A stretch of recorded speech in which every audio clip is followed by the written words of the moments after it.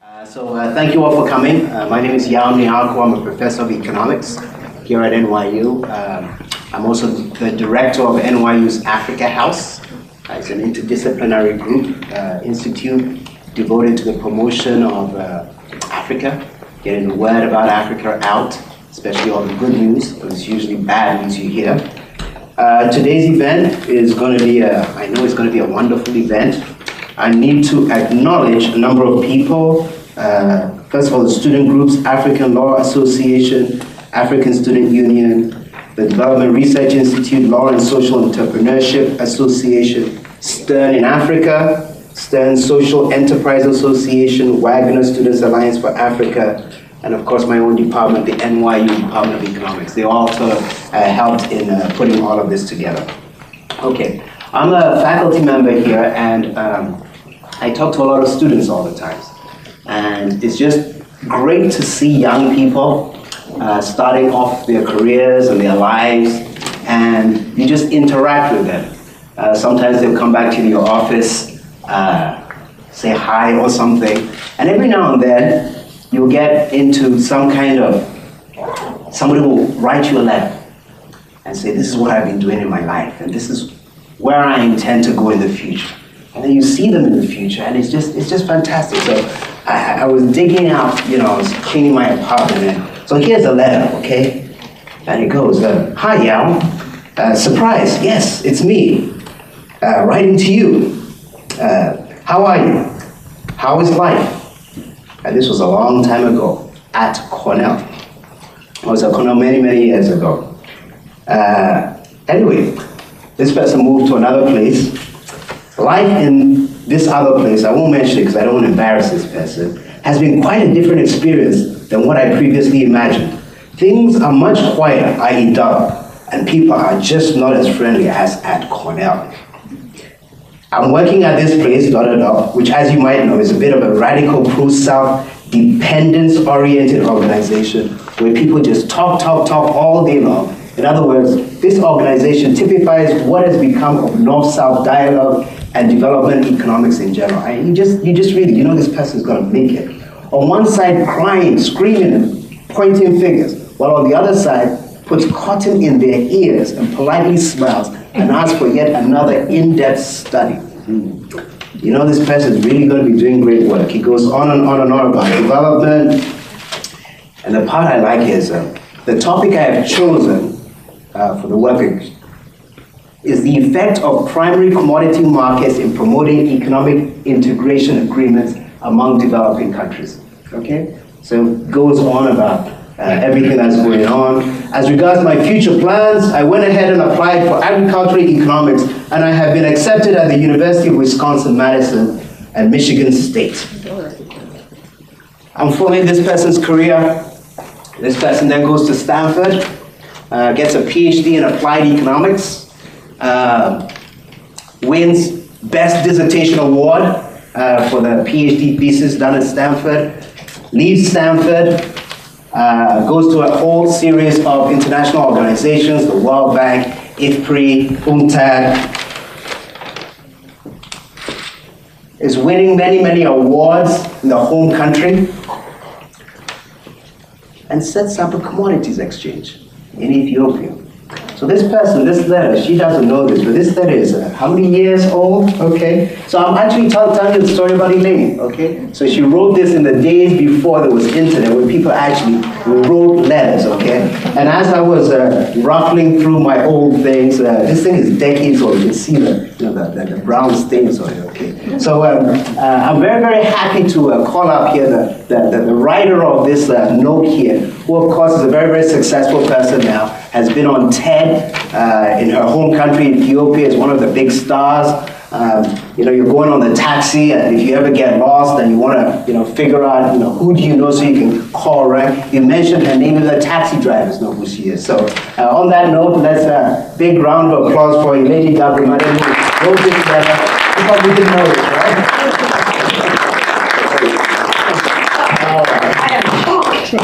Shocked. Just be careful what you write. But yes, Yao, thank you for that introduction. I've been sort of obsessed about this topic for several decades. So you are getting indeed, as my old and very good friend Yao shared with you, a sense that I've had that we can do things in our lifetime to change the course of events, that things don't need to be what they are.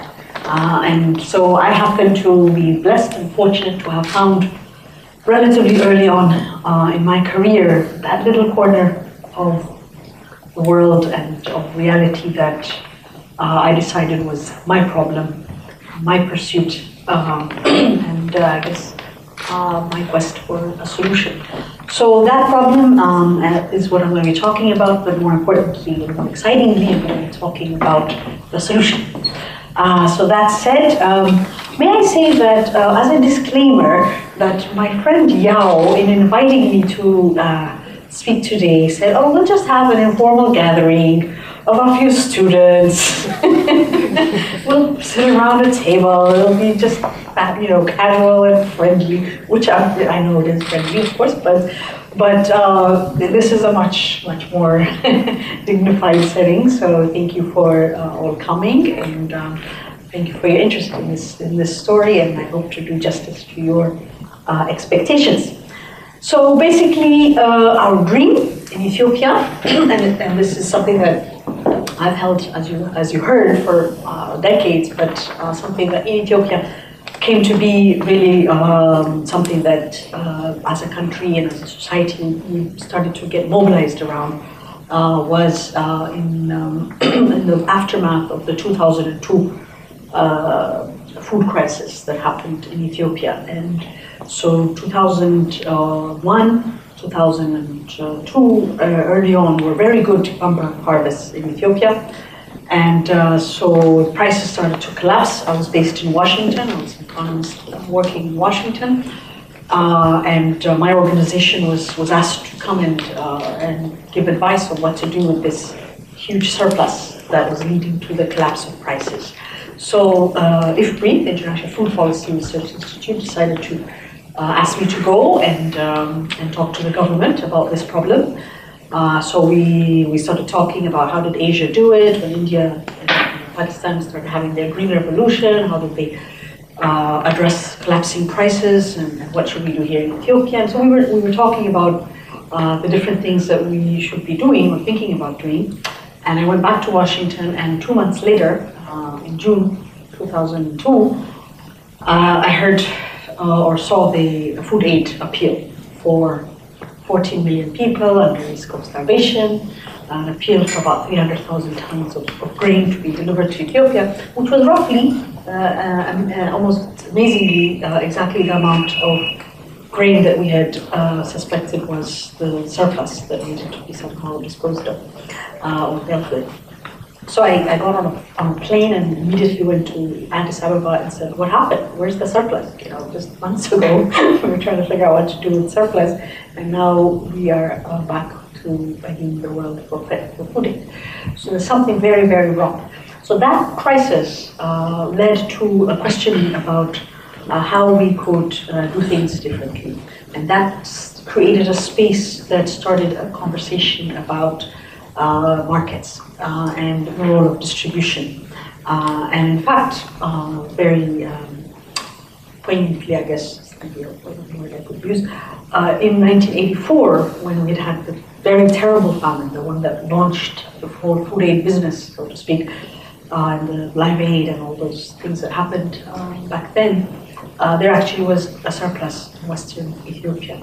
And so this thing is not something new, it's something that had been repeating itself, and so that was really where we started. So I want to now fast forward a little bit to how we got to thinking about how to set up an exchange and what we wanted to do and why we felt it was important. So the dream that we had was to build a world-class institution that would link buyers and sellers together in as reliable and efficient a way as possible, and signal Ethiopia's entry into the modern global market. But not only to do that, but to do it in a way that really would symbolize or exemplify what Ethiopia, or the new Ethiopia, could achieve in terms of bringing like-minded people together in business, since this is guess this is not the business school anymore. It was supposed to be, I thought I was speaking at the Stern building. But anyway, so from a business side of things, is to set up a company that would really symbolize commitment to excellence, passion, innovation, doing things really as creatively and as rapidly as possible, and so on.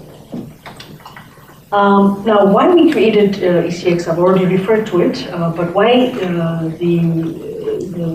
the rationale for it really came from is not because it's sexy to have a national commodity exchange like a national airline, or not because such and such country had done it and so should we. We focused on the fact that there were problems. There was a problem that this institution could solve. And those problems had to do with the unreliable supply chain, the rampant contract default, volatile prices, unreliable trading partners, lack of informed information or weak information, unregulated actors, unlicensed, didn't know where to find them when they cheated you, you couldn't go back and find them, uncoordinated market between buyers and sellers, people couldn't find each other, high risks, high costs, etc. So basically what we set about doing is trying to find a solution grounded in the market as opposed to an administrative solution. And as you probably all know, students of Africa, we spent the 70s, 60s and 70s being recommended to set up marketing boards where governments should do these things that we're talking about, solve these problems, set up institutions that would be monopoly buyers or monopoly sellers and set prices and pretty much administer the market.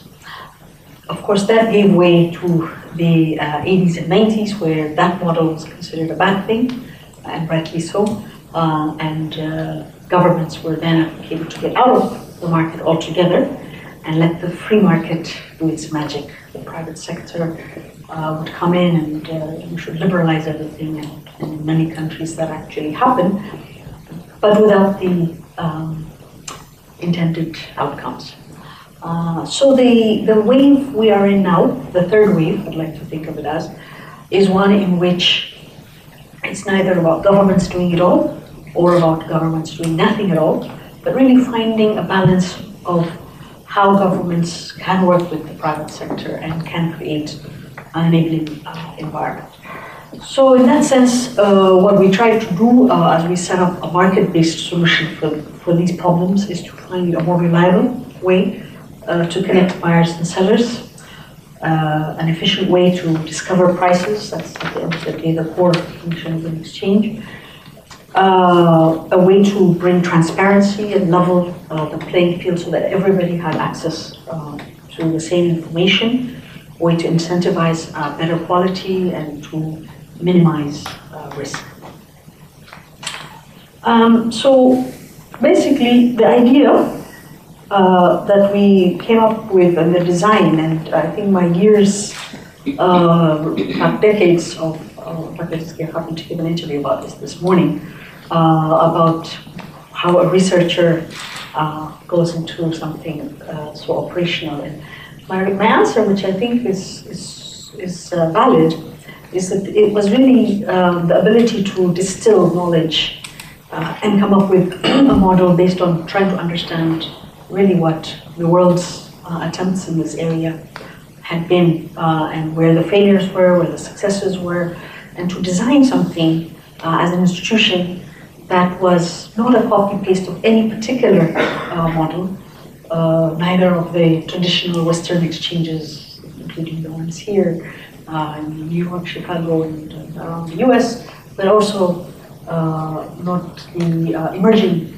some of the emerging market exchanges like China or India or South Africa. So we looked at all of these models and more. We looked at Eastern European recent models, we looked at Latin American models. We went and visited these countries, visited the exchanges, met with professionals that ran these exchanges, and then came back and created what we think of as an Ethiopian exchange for Ethiopia, which has a very unique design and what we felt was based on learning from the global experience, but tailored to our country conditions, and with some of the very important unique features. The first being that contrary to the typical pattern, we said we were going to start as a spot exchange and then graduate or evolve towards futures trading.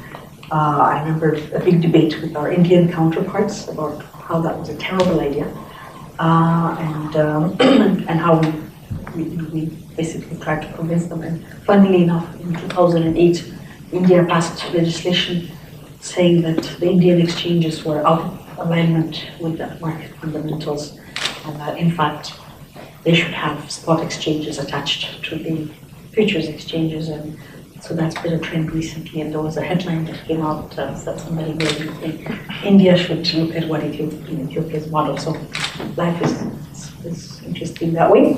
The other thing we decided to do very consciously was to start as an open outcry, a physical trading floor, even though building an electronic trading system was within our reach. We had technology, but we didn't feel it was appropriate for Ethiopia, that because of the very low internet penetration, below 1%, mobile penetration below 5%. So in another African country, maybe this would not be the way we would have done it, but in Ethiopia it was appropriate. A very important part of what we set out in terms of design was to have an exchange that would be small actor oriented. I was in Ghana a few months ago and I said, we have not built an exchange for the suits, for the Harvard Business School of Columbia, or NYU's Stern Business School graduates. Of course, they're all welcome, but it's an exchange which explicitly said, we're going to take the informal market, the informal actors, people with less than high school certificate, and tailor the market for them. And that's what we've done. The other thing that is very unusual about our model is the scope or the breadth of the scope of operations. So because Ethiopia doesn't have a sophisticated collateral management industry, there are no independent clearinghouse corporations as you have here. Basically, our exchange set up a business model that really has a very holistic and broad scope of operations. We don't plan to stay in all of these businesses, but at the moment, we run 5 businesses: quality certification with labs around the countryside, inventory management, the warehousing, the trading, which of course is the core operation, market data, again very core, and then clearing and settlement with a clearinghouse that is integrated into our design. So the core value proposition was integrity, integrity, integrity, integrity of the product through the warehousing and the quality certification, integrity of the transaction through the clearing and settlement and the screening of trades and reconciliation and so on, and then the integrity of the actor.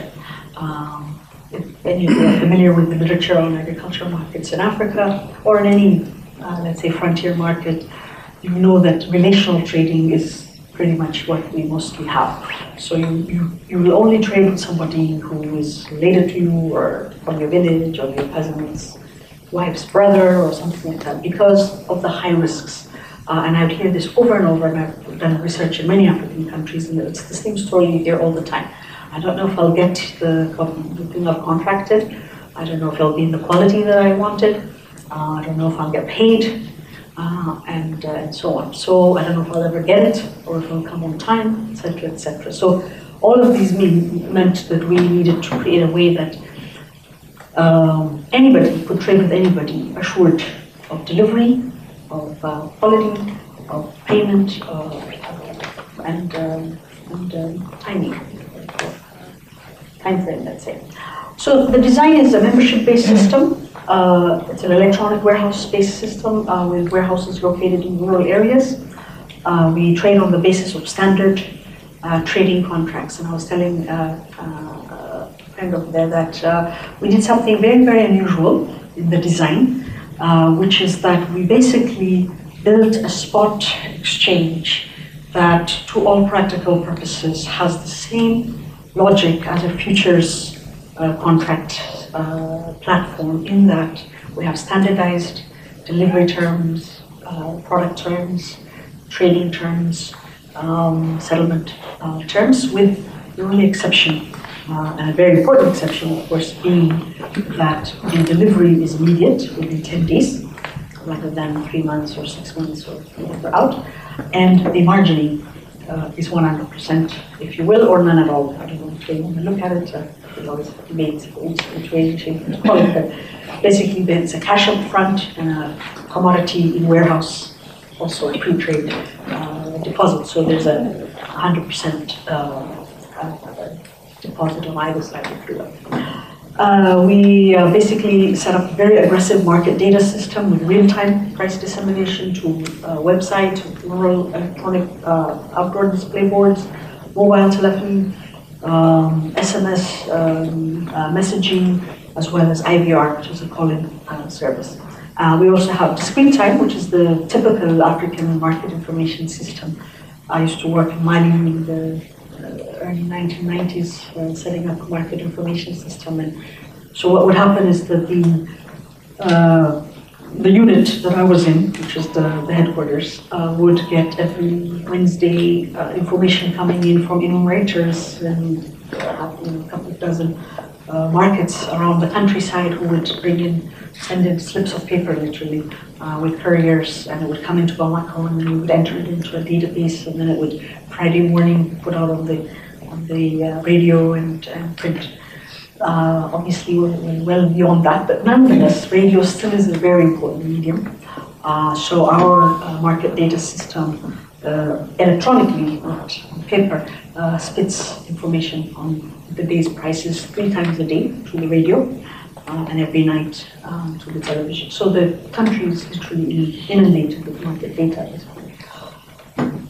We also set up a clearinghouse, which is very ambitious in having a T+1 settlement system, which is that we trade today and trades are settled tomorrow. We are the only exchange in Africa, bar none. Johannesburg Stock Exchange is T+3, Nigeria Stock Exchange, Ghana Stock Exchange are all T+3, or Dar es Salaam T+5, and so on. So our idea was, despite a very weak financial infrastructure, a very weak, worse telecom infrastructure, we would commit that in our market, anybody, particularly if you think of the small farmer, who typically doesn't get paid for weeks, and is usually never paid in the amount that they actually contracted for, would get paid the next morning. So anything traded today after 5 p.m. will be paid by 11 a.m. the next morning. And that's in itself, I think, a massive change. We have rules of the exchange, compliance functions, market surveillance, the usual good stuff. Now, this technology that powers all of this is quite unique because our model is very unique. So when we started having designed what we wanted, we went out to the market out there and said, now we're going to buy some off-the-shelf technology, customize it, and we put out a bid in 2007. Some Deutsche Bank and a few other major entities bid on this model that we had, and it came, and I'll share this with you, to $24 million to build the system that we wanted because of all the very unique aspects of what we were trying to do. So even people in the exchange space had really sort of a model that they would have to wrap their heads around. And we wanted everything integrated. So we decided to do something very bold, maybe a bit crazy, I would say. Probably one of the craziest things I decided to do was to build it ourselves. So in 2007, we brought in a team of people from around the world, some of Ethiopian origin and some not, and brought some very smart young IT students together and built a system that now actually is a product that many countries are asking us to come and help them use. So this is, without getting into the details, the structure of our IT system. So anyway, so where we are today, we launched trading in April 2008. In fact, yesterday was our 4-year anniversary. Thank you. So we have, in this time frame, in terms of members, we have 450 members. We started with 100 founding members, and which we sold fixed membership seats, a fixed price of $5,000. A year and a half later, we auctioned around 150 seats. There was enormous interest in buying seats. The average price went from $5,000 to $20,000, quadrupling. But the maximum bid price for a seat on our exchange was $311,000, which is about half the price of the seats in the Chicago Board of Trade. So these members are, of course, many of them intermediary members, brokers. So behind them, they are intermediating on behalf of several thousand small clients, farmers, farmer groups, small traders, etc., buyers as well. So we currently have about 11,000, but I could be wrong because that number seems to change daily, so it's growing very fast. 12% of our membership is made up of cooperative unions, farmer cooperatives, representing 2.4 million farmers. Last year we traded about 500,000 tons of commodity, coffee, sesame seed, beans, maize, and wheat. Actually, sorry, I didn't trade wheat last year. Representing $1.2 billion. Now, if you think of this being a spot, entire 100% physically delivered physical delivered market, then if the futures off of this would be a multiple of 15 to 20 times. So this becomes a very big market. To give you some perspective, our coffee trading last year was 138,000 tons of coffee, which is 3.06 times the combined volume of Kenya, Tanzania, and Rwanda. So a big market. The warehousing has grown by leaps and bounds. We have now 17 warehouse sites, delivery sites, each of which has a laboratory and a full staff. We operate 55 warehouses around the countryside. We're about 300,000 metric ton capacity. Starting from one warehouse with 5,000 ton capacity, we have grown very dramatically in the 3-4 years. Last year we graded, handled, stored, traded, delivered 4.7 million bags. So the operational dimension of this and the fact that we're in this warehouse business is a pretty big deal. We actually would like to devolve that business. Our reach, as you can see, Ethiopia is a big country, and we have, this is a map showing warehouses around the country, as well as tickers, price tickers, the electronic price display boards. So where we are in terms of clearing, we have 10 partner banks. We've built an electronic interface to each of them using protocols at the same standard as Citibank or any other international system. Last year, you can see that we did about double the number of payouts to sellers than pay-ins from buyers, which basically tells you that we have bigger buyers, logically, the exporters, industrial processors, compared to the small the small sellers who are much bigger in number. We settled by 11 a.m. the next morning. When we first told people this was going to be how we were going to do things, they just couldn't refuse to believe this, and especially the farmers, because they've been burned so many times. People had committed suicide in different parts of the country over the last decade. Before I actually moved back to Ethiopia, I'd heard these stories that people wouldn't get paid. They had family obligations, social obligations, school fees, etc., fertilizer loan repayments due, and they would basically go to the person that they had given supplier credit to, and wouldn't get paid, and this was really a very, very big social issue in the coffee market, in the old auction. There was something called dry checks, which are blank checks, basically, where the exporters would write a check to the small trader supplying them, and then there would be no money behind it. So all sorts of things that really changed with our system. In terms of market data, we have the push and pull technology I described to you. We transmit prices in less than 2 seconds around the countryside. Our website is currently the second most visited on Reuters. We have agreements with both Reuters and Bloomberg. I was at Google a few days ago now. I'm talking about getting the link with Google as well. And basically we are reached daily by about 100 countries, 107. We launched something a few months ago, about 8 months ago, called IDR, or Interactive Voice Response, which is a calling service. where people can call in and get real-time updated prices off of the server. An automated voice basically with 4 local languages and sort of a menu-based system. We are getting about 1 million calls a month in this system. In fact, our telecom company, which is a very bureaucratic, government-owned entity, couldn't quite initially fathom that we were going to really generate this much traffic. So, and for that matter, it was hard for us to predict exactly what would happen either. So, after we started, we got such a massive response that it actually had to get shut down because the cables couldn't handle it and calls kept getting dropped. So, we had to go and get more equipment, and so it's been an amazing pattern on the call-in service. SMS, we have about 250,000 subscribers and really want to push out even more, but again, limited by the telecom company. So in this period, we've had 0 payment and delivery default, 0 trading order entry error, meaning if you traded coffee and there are many different origins and qualities, and so data clerk could easily make a mistake or the order could be entered in incorrectly, but the system itself catches these things because of course they happen, but we catch them. We haven't had a single day where our system was down or we had to go to any manual type of system.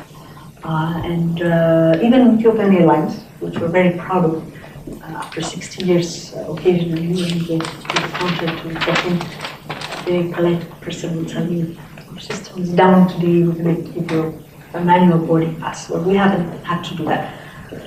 So in recognition of that, we received last August the CIO 100 award, which is an award recognizing application of IT to business. We're the first company in Africa to receive this recognition. We also received last November the Agricultural Commodities Initiative of the Year from Africa Investor Magazine. In terms of some of the impacts, which I'm sure that some of you would like to maybe ask a little bit more about in the Q&A, but anyway, so I'll tell you a little story. When we first started,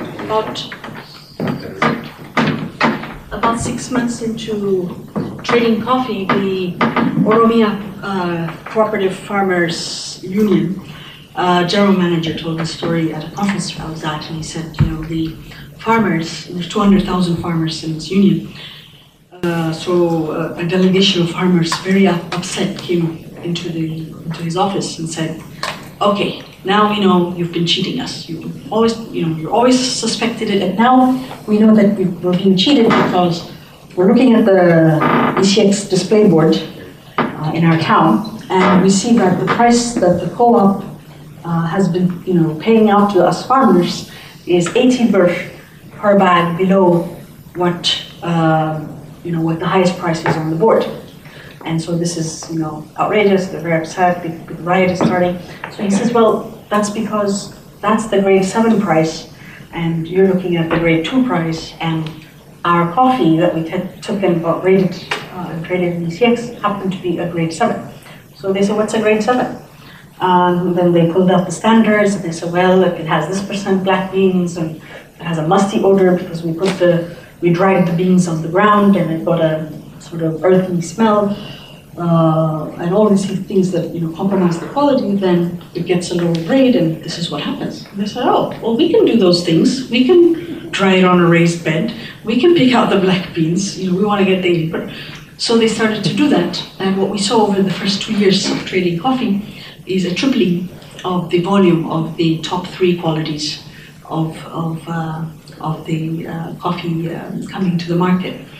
The other thing is that what we've been looking at over the last few years is that there's been a convergence growing between the local prices, where the farmers sell in the rural markets, and our ECX price, and for that matter, a convergence between the ECX market price and the New York reference price, to the order of almost 90% correlation between the local price and the global market price. Which basically also means that when you look at the farmer's share of the final export price, prior to ECX coming into existence, There were some PhD studies that estimated it at about 38%. In the case of grain, my own research, I've looked at about 26 or 7% of the final price at the end of the chain being the share to the farmer. Now we look at the same ratio and see that it's doubled to about 65%. So what this basically means is that the margin, which, if you will, was composed of many things that really were there because of inefficiency. So the fact that the grain or the coffee changes hands 3-4 times, and at each time there's handling costs that accrue, short distance, high cost transport that accrues. So the chain basically is not only longer, but it's also at the end of the day the price has built up much more. The market inclusion is very important. Our market is increasingly attracting very small actors who are trading either through members as clients or coming in and forming private limited companies and becoming members of the exchange. And this has to do with the formalization of the informal sector. I had a couple of traders who used to trade in the old coffee auction, and they used to trade off of truck. They never had any office, they didn't have an accounting system, they basically were completely informal sector traders. And they came to our office, one of them came to my office with his son, a 10-year-old. And he said, I want my son to see that this is now where I trade.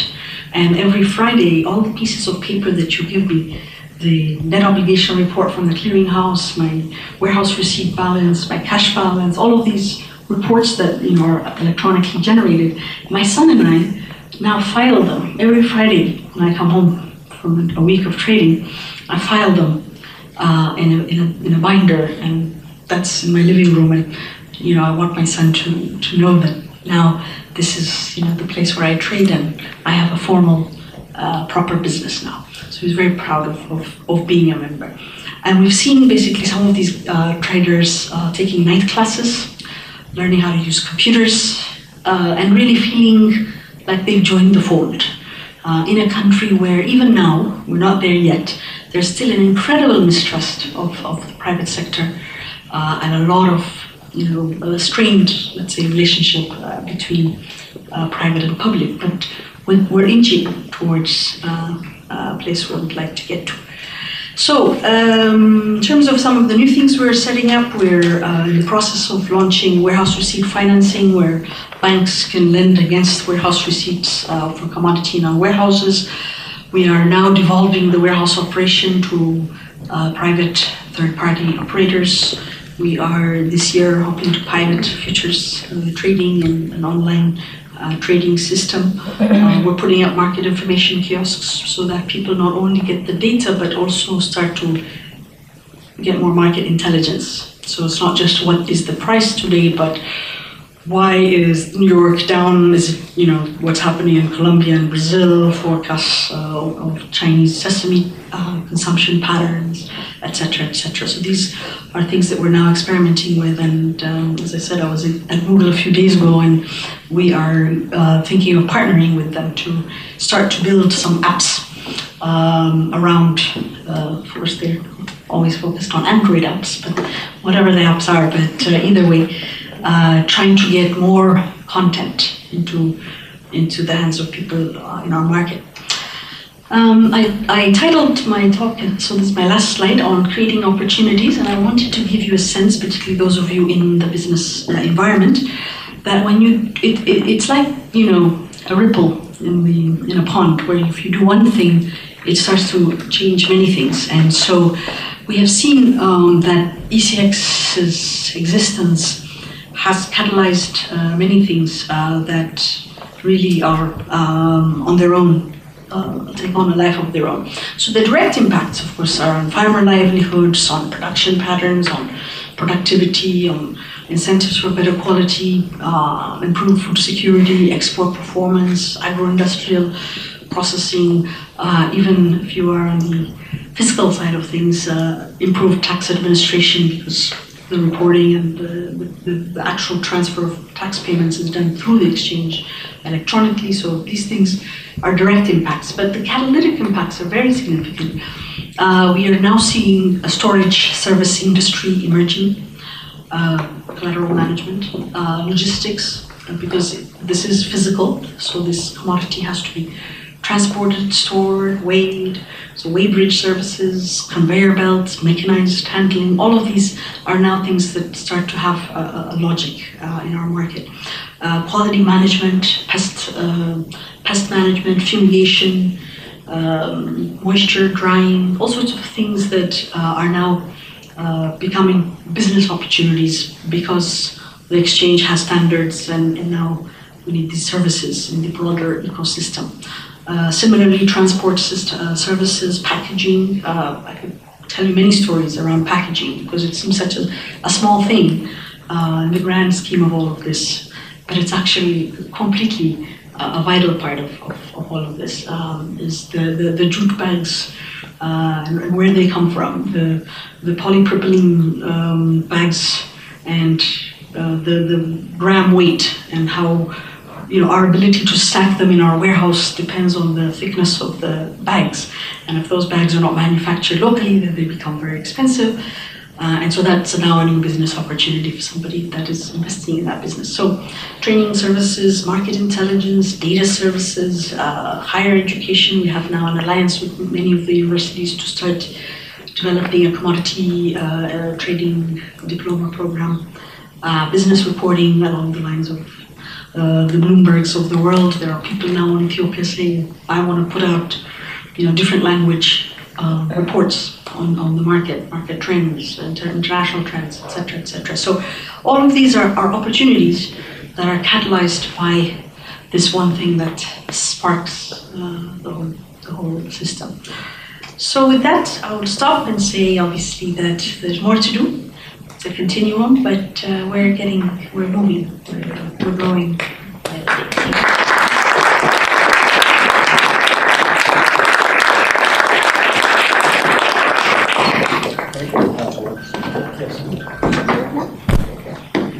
Is this what that's I'm just going to sit with you.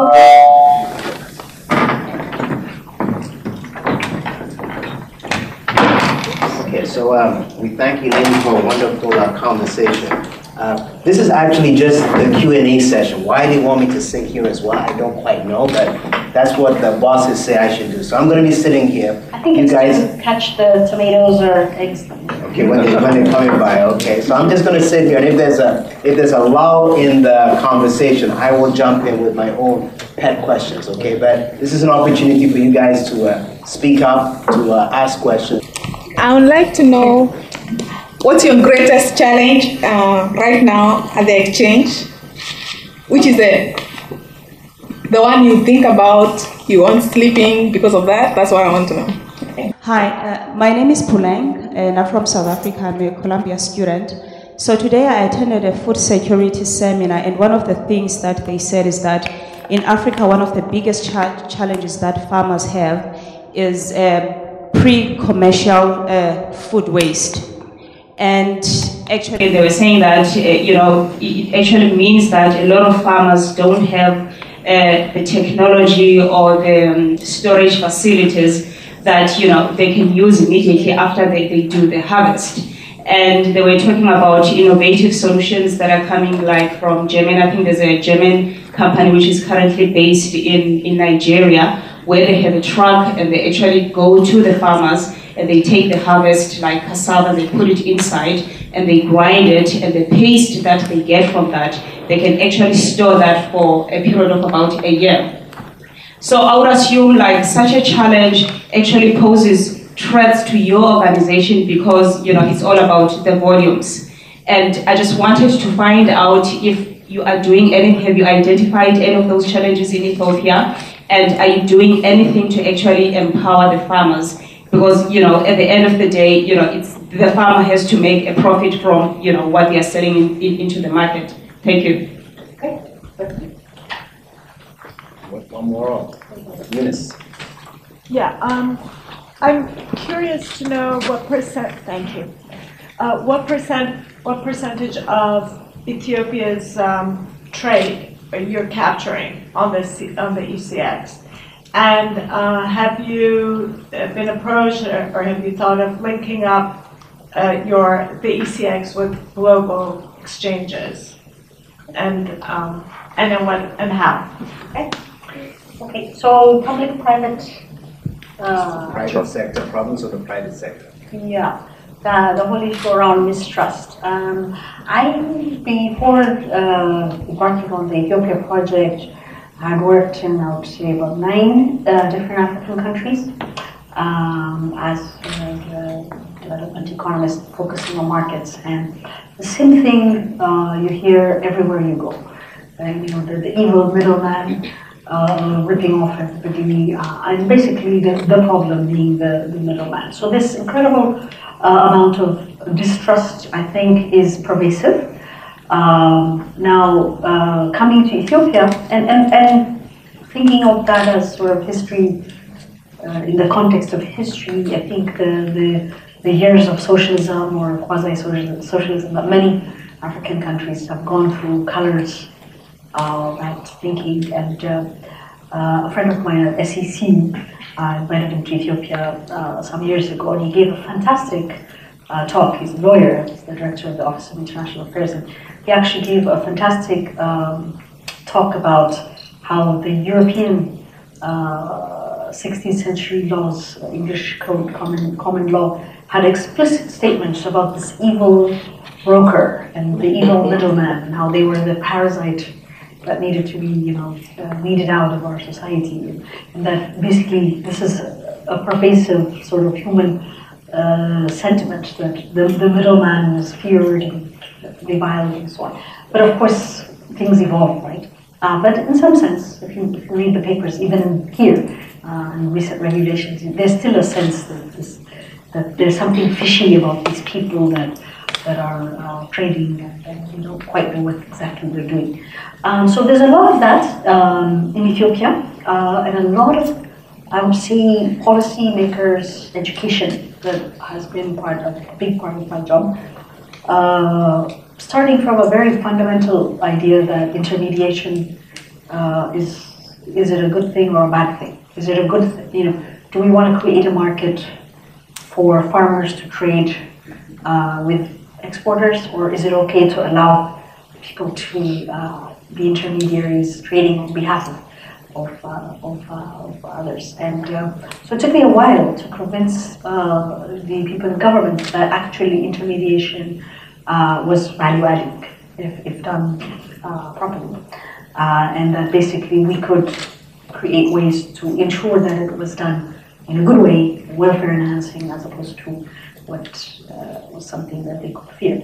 So this has been a big continuum. I don't think we're anywhere near the end of the road. But I think what has happened is, on both sides, there is a sense that institutions can actually protect against these feelings. So just to give you a small example, but quite a relevant one, about a year and a half ago, one of the people in government who has a personal bias that brokers are terrible, decided to issue a directive that would somehow limit the role of the brokers in our market. So I basically said that this was contradictory to the model and to the law that we had done. And in the end, that argument won. But the main point is that now we have an institution with its own logic, and that it gets us away from the individual perspectives. But anyway, I think it's by no means resolved. Okay, so on the question about challenges, there are many things that keep me awake at night. I'll tell you two very quickly. One is that we are growing very, very fast. And so the new Ethiopia, the passion, the excitement, the excellence as a business that I strive for is difficult to maintain when you're doubling your growth every year and having to hire. I mean, we went from 37 employees in April 2008 to almost 800 employees today, and another 1,000 contract employees. So this is now a huge company. So to manage, the human resources, to incentivize people, keep them innovative, risk-taking, and not hierarchical and bureaucratic. So that's one of my things that I worry about. The other is related to that, trying to devolve parts of the business and trying to find partners that can basically go with us. So warehouse operators, information providers, many pieces that we feel we can develop. The other thing that I think I worry about is protecting, and this goes a little bit to the previous question. Now, I didn't talk about one very important thing, like I actually had a slide, but I took it out, which is the balance of private and public. I referred to that when I first started, but in the sense that in our model, it's a demutualized exchange with the government as the sponsor or investor on a non-profit basis, and the private sector buying their seats on a for-profit basis. So you've got the private profit interests of the members of the exchange and the sort of social welfare interests of the government. So now the question is, who really controls the exchange? Is it the government side or the private side, and where does management come in? Management has to balance these two sides. And that balancing act definitely keeps me awake at night, because if you make one side, if both sides are complaining, then you think you're probably getting it right. I mean, that's generally what seems to happen. But I never make either side really happy, and that's okay. But it's a balancing act that is tricky, and I think any PPP model, by its nature, is going to have that tension. So let's say, for example, on our board we have private actors and government actors, and the private guys don't want to add any more membership, because the more you increase the membership, their share is diluted, so to speak.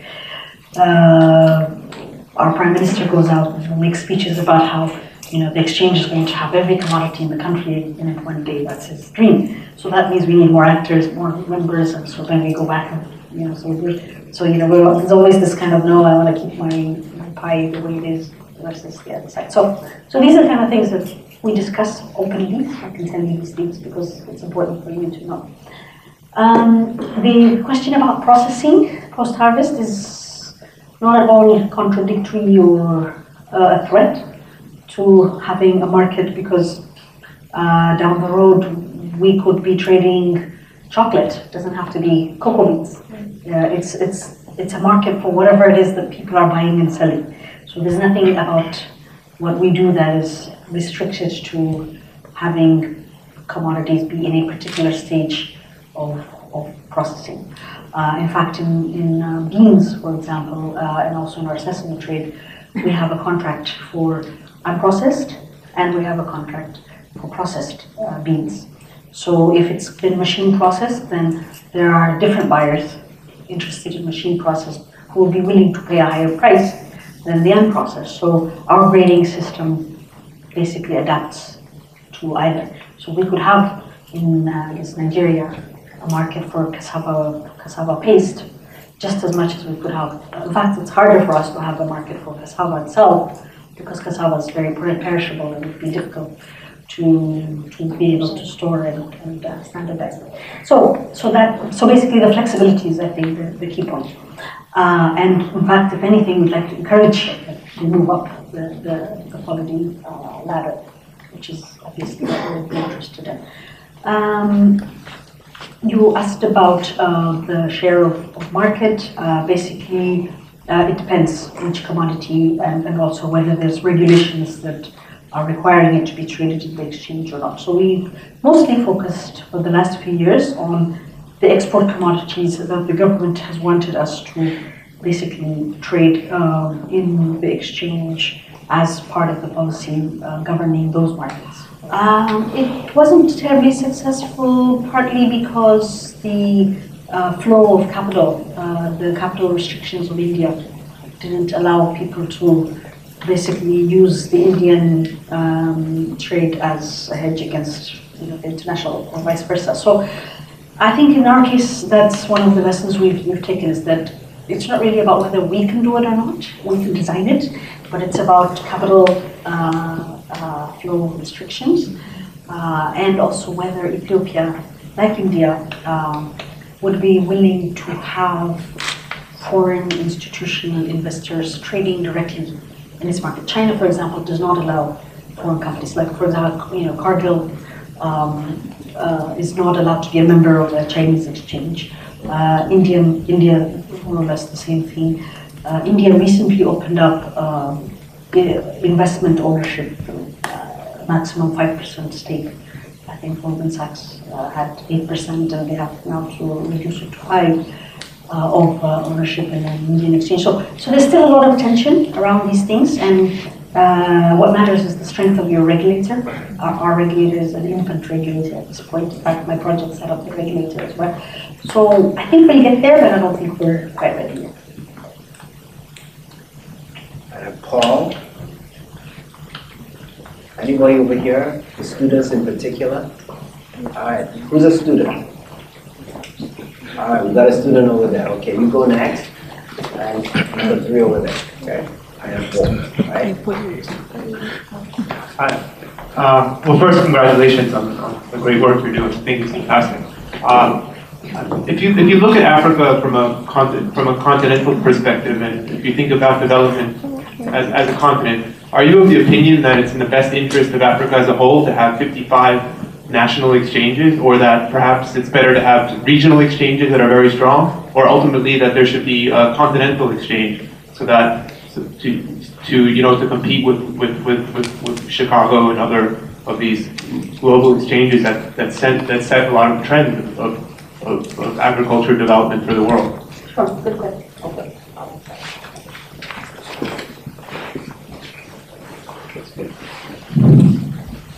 Let me join to congratulate you on this, beautiful work you've done.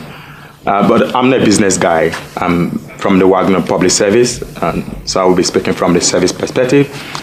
I'm conscious to know about the word investors, looking for investors. The Independent in January reported tens of thousands of Ethiopians farmers have been forced off their land by investors. So could it be with this kind of model, there's been some attraction globally, so there's a lot of people coming in, putting people into starvation, putting people who were landowners initially to become destitute in their own lands? Could that be the whole idea? Because I believe Africa can feed the world if we coordinate ourselves. And this is part of coordination. So how can we realize that? Thank you.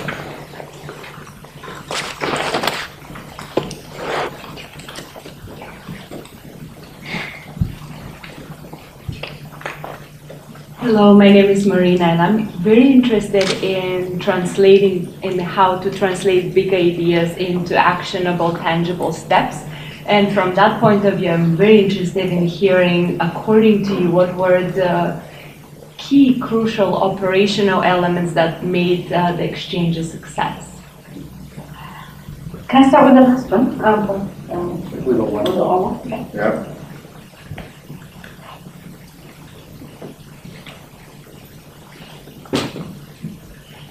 I want to thank you so much for this presentation. I think your work has been exemplary. My name is Wale Idris. I am the Executive Director of African Views Organization. I have a background in market analysis, so I'm with you right there. I think this is fabulous. The fact that you went on to build that model, I think that in itself is a great investment, and I do hope that you make that available for other regional exchanges that might be coming up along the line. My question is in 2 parts. I'm going to ask you a very easy one first. That is, I would imagine that there is an ECX index which measures the broader market. And I'd like you to please share with us the performance of the index over the years. Okay, Also, the index, which measures what? The broader market. The broader market. The which broader is market. The ACX and so. So I would imagine you have an index. And which commodity is making the best performance? That's one question. The other question is slightly difficult, and I apologize for placing it forward. How do you, with the advent of this success, that's just really beginning, especially with the dam, I think your farmers are in for a treat. They're in for a great growth, and I wish you all the success. What are the mechanisms that you have in place for AML? I'm talking about anti-money laundering. Okay. Thank you. Okay. Let me see. So regional trade, investors and starvation, key elements to success, and then the two questions. Okay, the hard of the hard. Okay, so should we have 55 national exchanges, or some regional, or some continental? You know, if I were to whip out my crystal ball, I could maybe tell you, but I think that these things have their own logic and rationale. There is, in my mind, a compelling logic to have, at least for me, to start with some sense of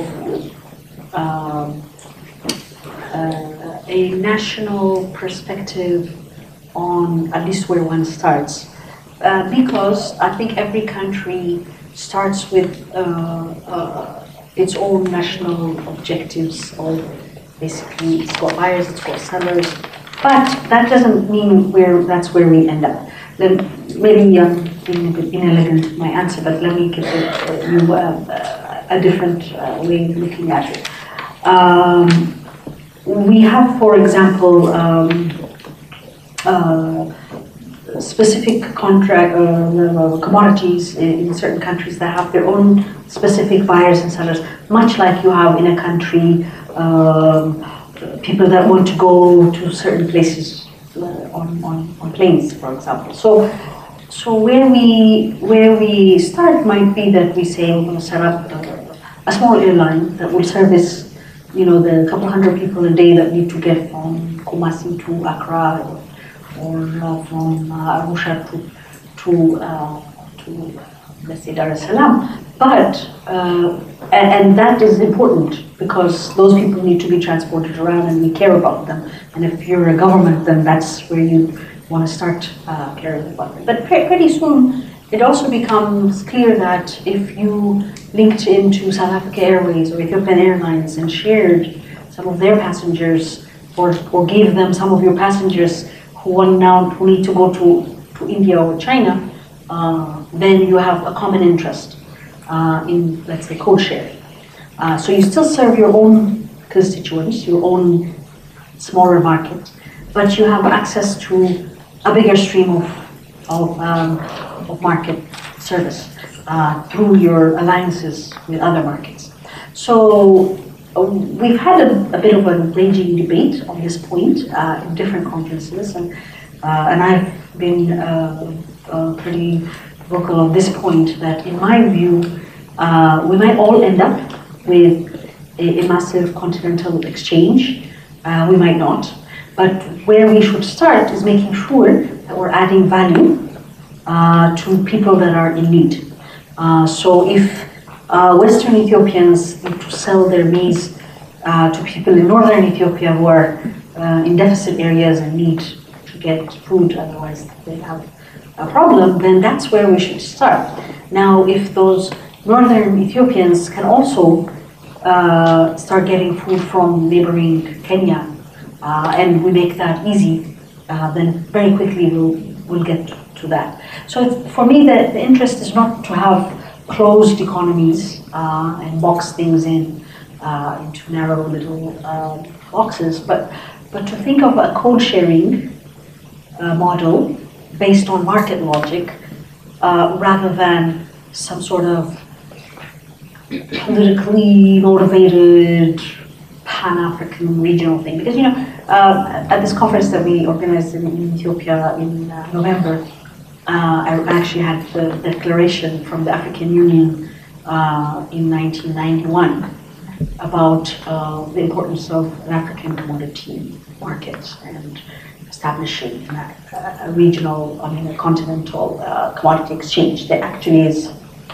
an article in the summit declaration, and I said, these 55 countries, by the time they all figure out how to release their monetary policies and all of that, things would have come and gone. On the other hand, if we organically start things very soon, and I'm helping several countries help get started on starting exchanges, very soon it will be very logical for us to link our Ethiopian coffee price index with the Kenyans, the Rwandans, the Ugandans, and the Tanzanians, and to create a linked East Africa coffee index or even a linked platform with delivery in any one of these 5 countries. We'll get there. We'll get there pretty soon. But I think if we think that we should start there, then we may never get there. That's my fear. But we will, I think, end up there. And by the way, there's nothing magical about the geography of Africa. For example, for our pulses, our beans, chickpeas, mung beans, etc., we may well prefer to set up a cross-listing, not with another African country that doesn't have those particular commodities, but with our counterpart in India. Because there are exchanges in India that are actually listing similar chickpea commodity contracts as we have, we're starting to develop. So there's nothing specifically unique that we have to create an African exchange, Pan-African. We might have cross-listing or code-sharing with wherever it makes sense, and we should be open to that. So that's my answer to that, and I'm sorry if it was a bit clumsy, but hope you got that message. What was my question? Oh yeah, investment. Okay, the thing is, a few years ago I was reading the paper, a Sunday paper in Ethiopia, and I saw that the Saudis had just been given 300,000 hectares, and I immediately got very nervous, called somebody in the government and said, why are we doing this? This is terrible.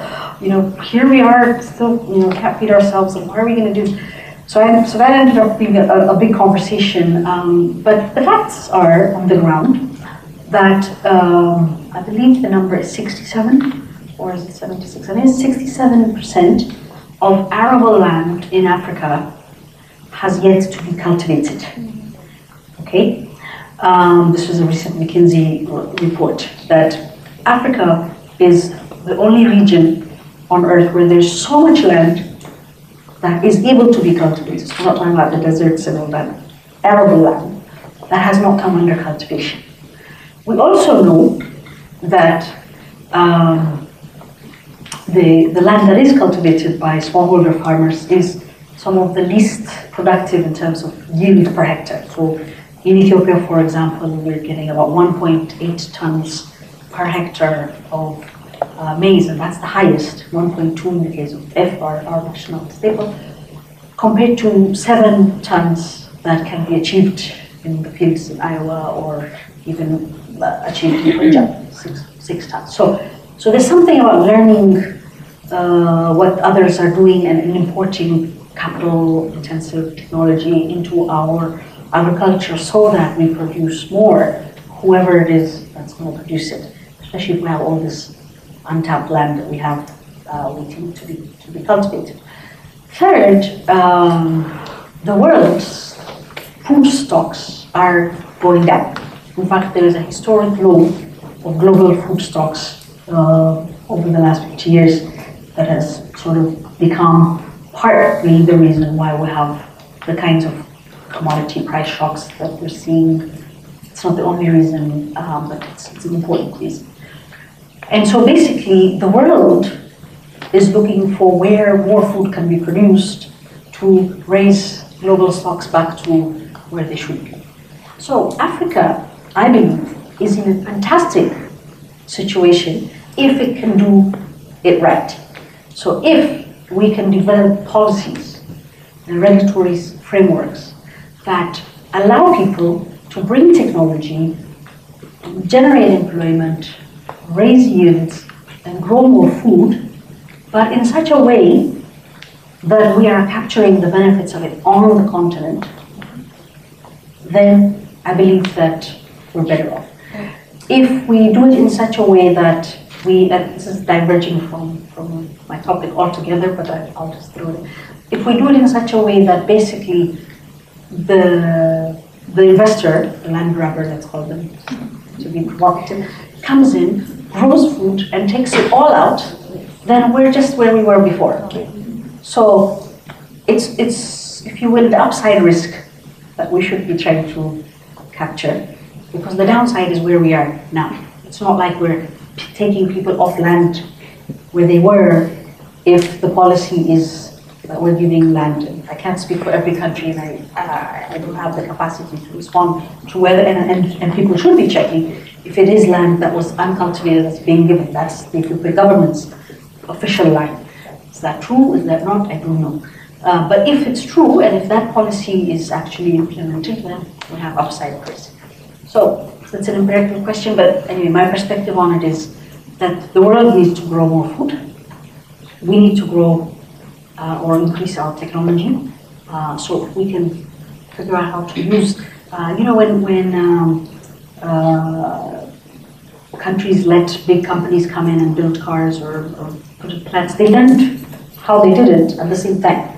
So there's a technology transfer that happens almost even if you didn't actually force it to happen, you would learn. So just by the fact that you have more production being done in different ways and with better technology and so on, there's going to be something that we'll learn, even if we didn't see a bit of that food. But ideally, and what we should be doing, and I don't have, unfortunately, I'm not in that space of negotiating on this issue in Ethiopia, but in my mind, that's where we should be going.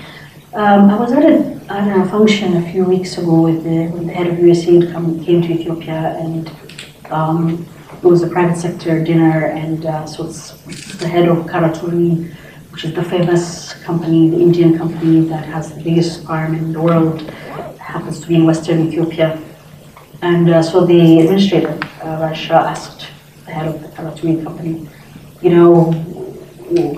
how's your farm going, and what's happening? And he said two things. He said, one is, we don't have access to all these services that we need. We need people to put up storage infrastructure. We need better logistics. We need packaging. We need all this. And when we get all that and we produce more, we have a plan that we're going to be selling it through the exchange into the Ethiopian market.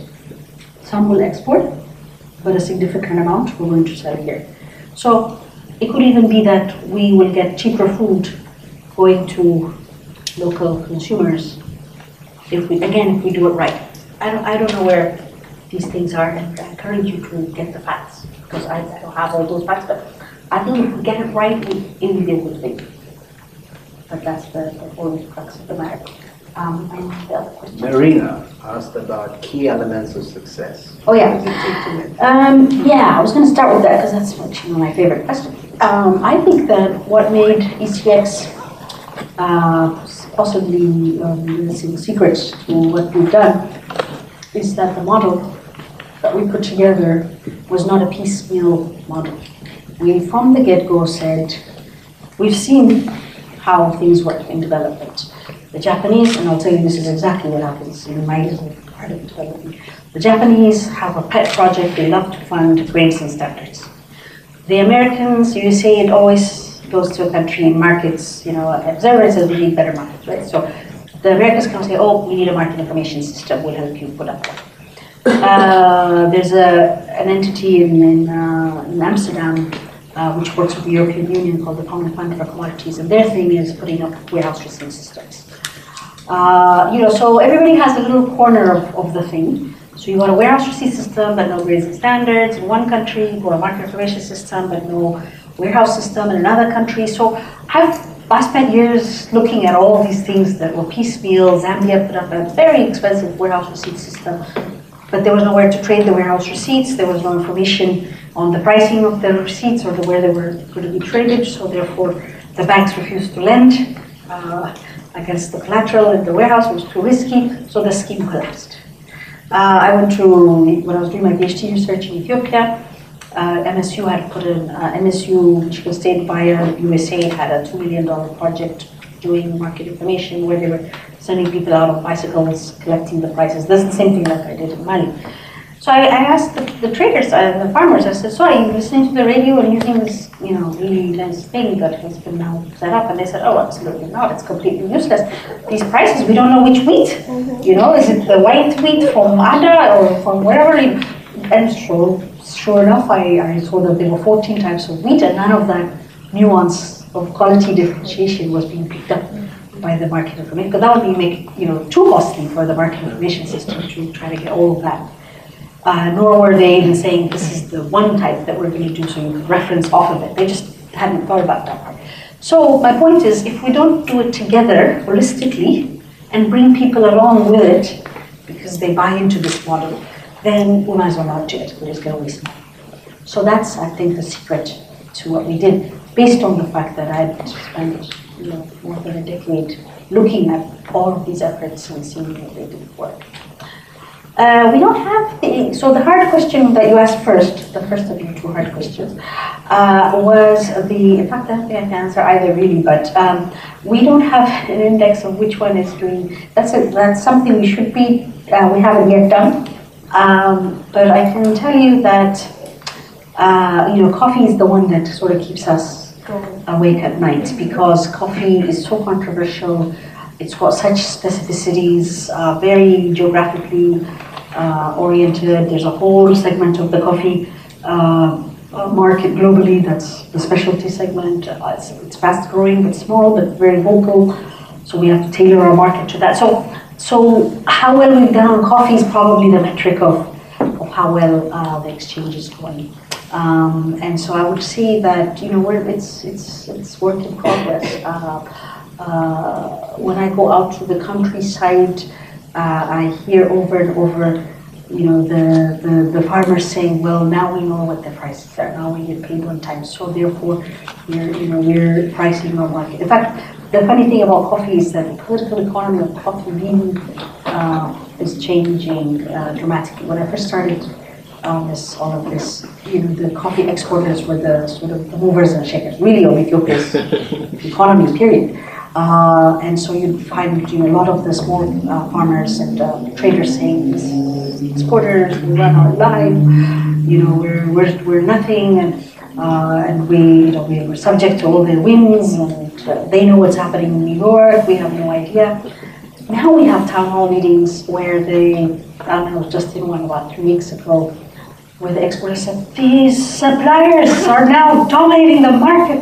They know what we're going to trade in New York. They've got, they've got their links with the farmers. We have to be the price takers now. This is ridiculous. And so when we first started, 10 days into our start of our coffee market, the Exporters Association, very highly well-connected people, came to our office and said, we're here to demand that you shut down the website. We refuse to have coffee prices on the ECX website, because now people all over the world know exactly what price we're buying at. The farmers know what price we're buying at, and this is unacceptable. And in fact, they were going to go to the National Bank governor and sort of justify that this was going to hurt Ethiopia to have this kind of information. So again, that's the kind of stuff that we addressed, and we said, no, that's not possible. This is what what we're doing is exactly putting our information in. Anyway, so all this to say that we'll come back to you with a proper answer. My name is Adi Halabakar. I'm Ethiopian. I'd like to comment on the lady's question about the issue of mistrust in the markets in Ethiopia. If I recall, the mistrust was a matter of a change of administration in 1974 when the royal family was deposed from power. And subsequently, corrupt elements came because of the revolution administration, and the current regime as well. We initially started out with the Marxist philosophy.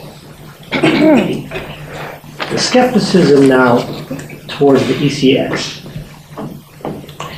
comes from many layers, and if you have an opinion. In studying the proclamation contradicts statements you've made repeatedly on TED.com and on a lot of venues, that this was a market-based solution to Ethiopia's problems, where in fact, as you've shown us today, that grading, trading, transporting, market surveillance are all controlled by the government. Now, I have the proclamation at home. So they go. In the West, and you can Google this easy, even here, the exchanges and the agricultural industry functions on substantial government investment. Now let's say your commodity exchange succeeds. And you're telling us that there's convergence of price with what's out in the West. Our farmers, however, during market volatility, are not going to be financially supported by the government. What would you do when that occurs? Because it will occur. Okay. That's the question. I mean, I have other questions, but we're out of time. That's all right. Go ahead. Very quickly, please. My name is Apainesh, and I thank you very much for the wealth of information. It's really highly appreciated, and you are a daughter of Ethiopia, so am I. My question is, you gave us a good package on the business aspect. My field, my expertise, or my interest is health. How healthy are these farmers? And have you ever considered about comprehensive health care for the farmers, especially male farmers, and their wives and children, and the entire village? Because they do die so young, and even if we teach them high tech, they're not going to last. This intelligent presentation is not going to go down to the next generation. So what do you have for me in terms of their health? The very last one, the last person, yes. All right, my name is Subuish. I was wondering, I watched a video on TED that a couple days ago, and you mentioned that Africa and pretty much other countries, most of our farmers are doing less capital intense agriculture compared to South America or Asia. And I was curious to know, I mean, how do you feel about it now that you have established CX? And how are farmers back in Ethiopia somewhat farming? Are they using labor intensive or capital intensive? And also, coming from a trading background, how are you guys pretty much able to establish a T+1 setting period? Okay, good. Maybe I'll start with the last one. You asked two questions actually, but the T+1 basically, we looked at some different models of how to do it and came up with typical institutional innovation, which is that all of our members have open up a pay-in and a payout account with one of our partner settled banks. So basically, part of the membership requirement is that they give us power of attorney to do transfers in and out of their pay-in and payout account. So then basically, and we saw a variant of this in India, but then we went a little bit further. So what happens is they have other accounts, their current account, they have $20 million, but if tomorrow they want to trade 500,000 worth of something in ECX, they'll move 500,000 into that pay-in account, which basically is a blocked account.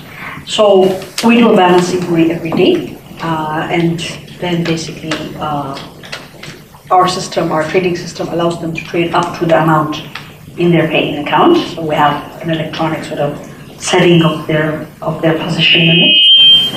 And then at the daily, following the daily, every morning at 8, we do a debit instruction from the pay-in accounts into our settlement account in each of the settlement banks that we have. And then at 10 a.m. we do a balance inquiry to make sure the monies have been transferred. And at 11 we do a payout instruction.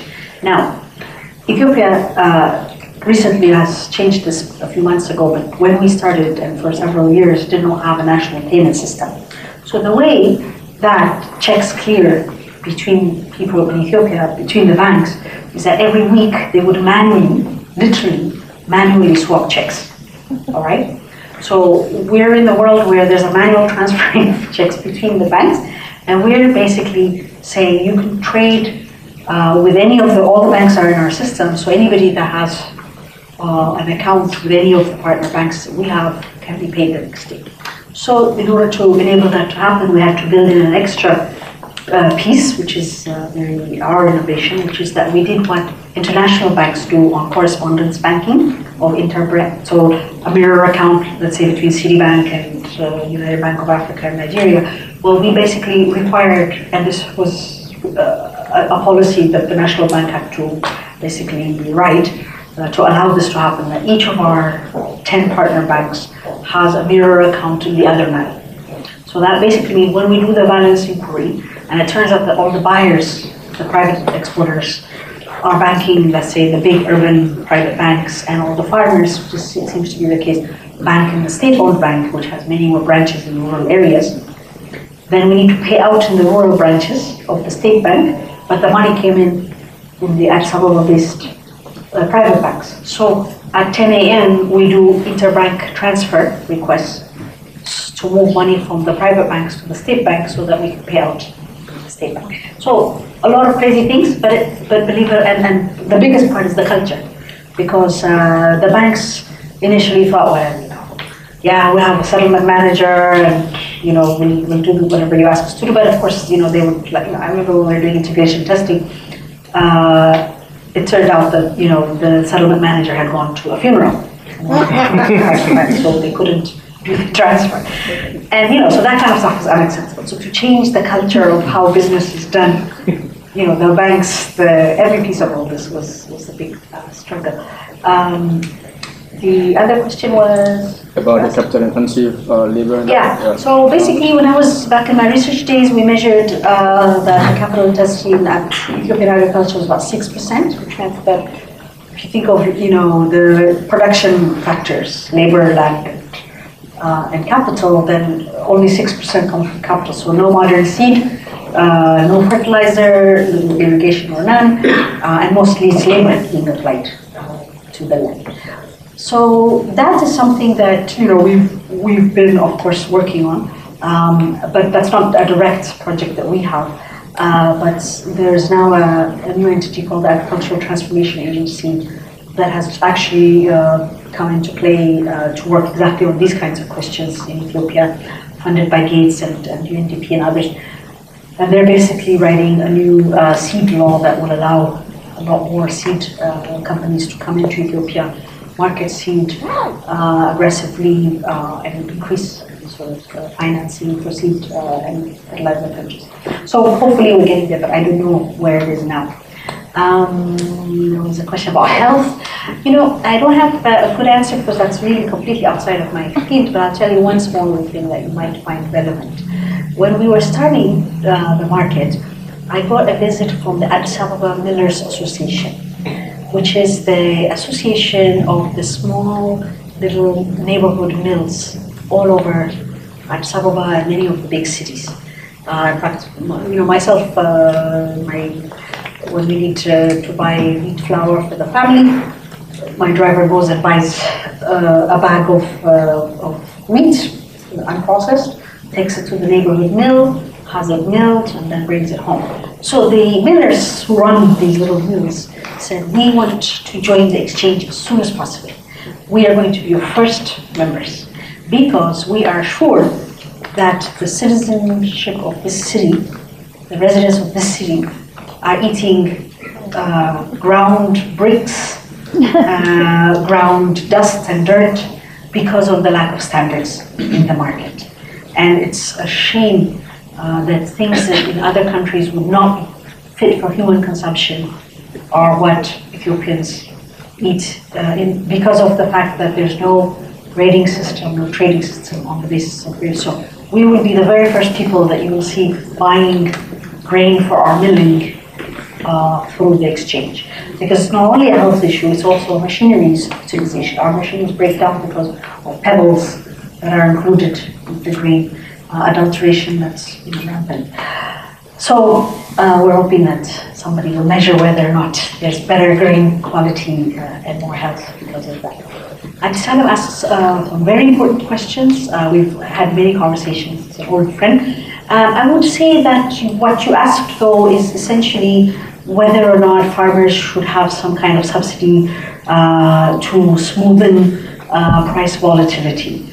My feeling about that, and I believe the prevailing sentiment in Ethiopia with the government, is that these subsidy schemes over time are very, very distortionary and unsustainable. The WTO is trying to dismantle them all over the world.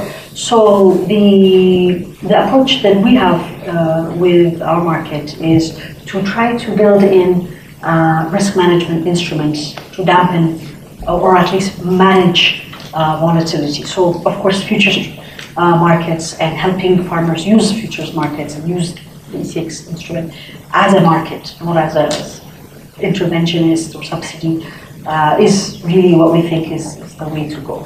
So we have actually a big project funded by the European Union, and this goes a little bit to a question I was asked about farmers' capacity, to build the capacity of farmers to really access the market. So I think that was to your question. So for example, in this project, what we are trying to do is, okay, we have the exchange, it's there, the prices are discovered on the exchange. Now how do you link people who may not have the capacity to know what kind of quality they have and what kind of, what the weight of the product is, etc. So what we're trying to do now with our project with the European Union, and Gates is also talking to us about adding money into that, is to basically create service-giving entities in the rural areas that before they come to ECX, it would be pre-screened and rated, pre-screened for quality and weight, and moisture also checked, so that they can basically a little bit more reliably use the ECX market. But I don't think at this point, it's hard for me because I've written many books about anti-subsidies and not intervening on prices. It's hard for me to tell you that subsidizing prices is a good thing. But as we saw in the market in 2007, bear with me, please. As we saw in the market in 2007, the consistent policy of Western regimes has been historically. Greece currently? No. They're telling them austerity. Greece is austerity. Ireland is austerity. Iceland is austerity. And in the past, whether it's Mexico, Argentina, Malaysia, Thailand, it's austerity. However, when the chicken comes home to roost in the United States, the steel industry gets bailed out, the auto industry gets bailed out, the farmers get bailed out, Wall Street gets bailed out. So our farmers are competing with people here who are being bailed out. If you just Google, the agricultural industry gets approximately $50 to $70 billion every year of tax money here. And our farmers are going to be competing with that price. Our consumers are going to be competing with that price.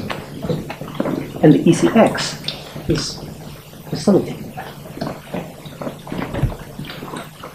But I mean, I guess your point is not so much a question for an exchange, it's a question for policy. So in other words, we have the New York Stock Exchange that doesn't intervene in prices, but if there's a bailout that's happening that's a different policy than whether the exchange is discovering prices at the market. So very interesting point, but really not an exchange-related issue. So,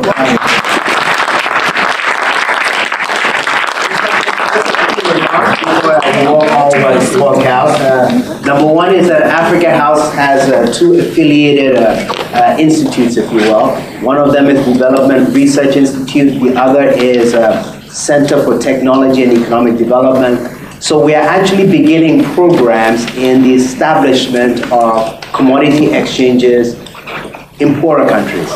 the pluses, the minuses, perhaps some of these issues. So all the students around, I know some of our PhD students. Where's Georgia? Georgia, where is she? She's got, okay, so she's involved in that. So we'd like your collaboration.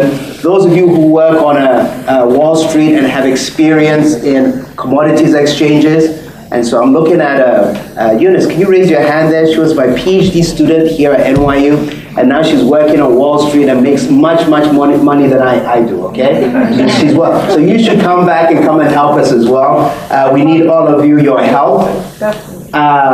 And then just to close, again, to the students, so this letter that I wrote to you is actually dated April 14th, and there's no date, okay? So I'm not gonna, but she was an undergraduate student. I forgot to mention that, okay? So all these great ambitions she had about establishing something was as a senior, okay, as an undergraduate. So those students who have big ambitions, big dreams, please follow them, and hope to see you, the students, in a few decades' time doing wonderful things in the world. So on that note, please another big round of applause.